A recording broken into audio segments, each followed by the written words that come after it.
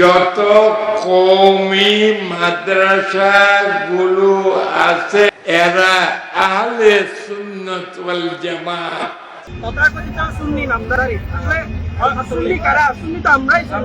আসসালামু আলাইকুম ওয়া রাহমাতুল্লাহি ওয়া বারাকাতুহু। সম্মানিত দর্শক শ্রোতা, দূরে কাছে দেশে বিদেশে যে যেখান থেকে দেখছেন, সবাইকে জানাই আন্তরিক শুভেচ্ছা এবং অভিনন্দন। আশা করছি সকলেই ভালো আছেন।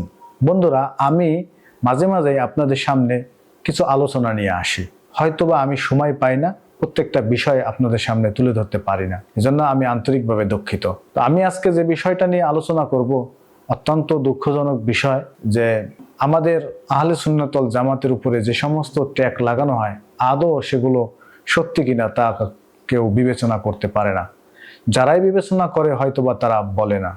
একটা বিষয় তারা বলতেছে যে আমরা যেহেতু আহলে সুন্নাত ওয়াল জামাত, তারা বলতেছে যে প্রকৃতপক্ষেই আমরাই আসল আহলে সুন্নাত ওয়াল জামাত।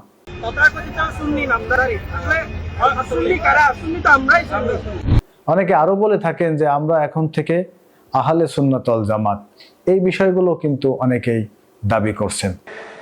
যত কওমি মাদ্রাসাগুলো আছে এরা আহলে সুন্নাত ওয়াল জামাত। কে বলছে? প্রধানমন্ত্রী বলছে।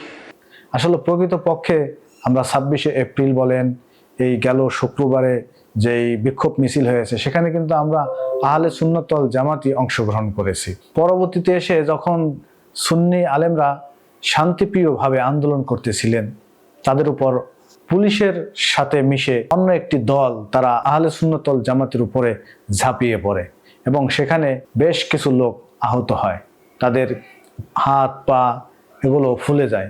তো এটা আসলে আহলে সুন্নাত ওয়াল জামাত শান্তিপ্রিয় দল এবং সহিংসতায় তারা বিশ্বাসী না, তারা ভাঙচুরে বিশ্বাসী না, যার কারণে তারা কিন্তু মারমুখী ভূমিকা পালন করেনি।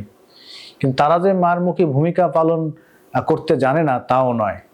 এজন্য আমি বলছি, ঘুমন্ত সিংহকে জাগাবেন না।